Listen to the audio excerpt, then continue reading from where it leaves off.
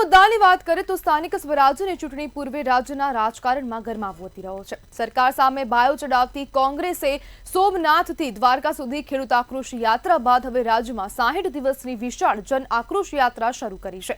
5 ઝોનમાં યોજાનારી આ યાત્રાની શરૂઆત 21 નવેમ્બરના રોજ વાવથરાથી કરવામાં આવી છે। વાવથરાથી અમિત ચાવડાએ સરકારને આડે હાથ લીધી। તેમણે કહ્યું કે ગુજરાતનો ખેડૂત આર્થિક રીતે પાયમાલ થયો છે। 50,000ના નુકસાન સામે વીઘે માત્ર 3500 રૂપિયાની મદદ આપી છે। તેઓએ અન્ય રાજ્યોનો ઉલ્લેખ કરતા કહ્યું કે બિહાર, મધ્યપ્રદેશ અને મહારાષ્ટ્રમાં મહિલાઓને રાજ્ય સરકારો સીધી નાણાકીય સહાય આપે છે, જ્યારે ગુજરાતની મહિલાઓને સરકાર માત્ર ઠેંગો બતાવે છે। 2027માં ગુજરાતની જનતા પરિવર્તન લાવશે એવી પણ પોતાની વિશ્વાસની વાત પણ રજૂ કરી હતી।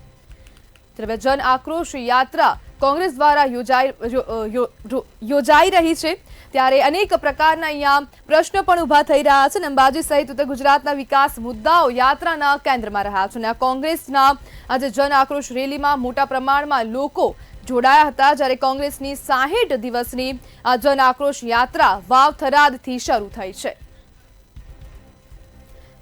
આપણી સાથે કોંગ્રેસના પ્રવક્તા હિરેન બેંકર જોડાઈ ગયા છે। હિરેનભાઈ, ખેડૂતો સાથે સરકારે મજાક કરી, શું કહેશો? બેન, જે પ્રકારે ખરેખર સરકારે જે બહુ કહે છે કે મૃદુ ને મક્કમ છે, ત્યારે ખેડૂતના અત્યારના કપરા સમયમાં એમની સાથે જોડે ઉભો રહેવાની જગ્યાએ એક મજાક કરતું એવું પેકેજ, એક પડીકું જે કહેવાય પડીકું આપ્યું છે, એના વિરુદ્ધમાં આજે સંપૂર્ણપણે ગુજરાતના તમામ જિલ્લાઓ, તમામ તાલુકાઓમાં કોંગ્રેસ પક્ષ યાત્રાને આહવાન કર્યું છે। એના પ્રથમ તબક્કામાં આજે જન આક્રોશ યાત્રા એ ઢીમાથી ચાલુ કરીને સમગ્ર નોર્થ ગુજરાતમાં ફરશે અને જે પ્રકારના ત્યાંથી રિસ્પોન્સ મળી રહ્યા છે, એ લોકોનો ત્યાં પ્રતિસાદ મળી રહ્યો છે, એ સ્પષ્ટ દર્શાવે છે કે આજે પણ ગુજરાતના ખેડૂતોને, ખાસ કરીને ઉત્તર ગુજરાત અને સૌરાષ્ટ્રના ખેડૂતોને જે મળવા પાત્ર એમની હક અધિકાર હતો એ મળ્યો નથી। આજે જેમને ત્યાં આદરણીય અમિતભાઈ ચાવડા ત્યાં અવેલેબલ હતા, એમાં જે પ્રકારનો ત્યાં પૂર અને એની પરિસ્થિતિ થઈ છે, એ પરિસ્થિતિમાં ત્યાં આજે પણ લોકોનો જે પાણી ભરેલા હોય, ગટર ઉભરાતી હોય, આ તમામ મુદ્દે ત્યાંના સ્થાનિક કલેક્ટરને રજૂઆત કરીને આખી વાતને વાચા આપી છે।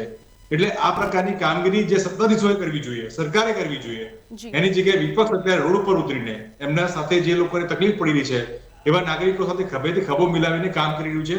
આ દર્શાવે છે કે ખરેખર જનપ્રતિનિધિ કોને કહેવાય? જનપ્રતિનિધિ જે ખરેખર એ લોકોની વચ્ચે રહેતો હોવો જોઈએ, લોકોની કામગીરી કરતો હોય, નહીં કે ખાલી કિચન કેબિનેટમાં બેસીને, એસી કેબિનમાં બેસીને ફક્ત ફતવાઓ કે પરિપત્રો જાહેર કરતો હોય। હિરેનભાઈ, શું ખેડૂતોનો મુદ્દો ઉઠાવીને કોંગ્રેસ સ્થાનિક સ્વરાજ્યની ચૂંટણીની તૈયારી કરી રહી છે?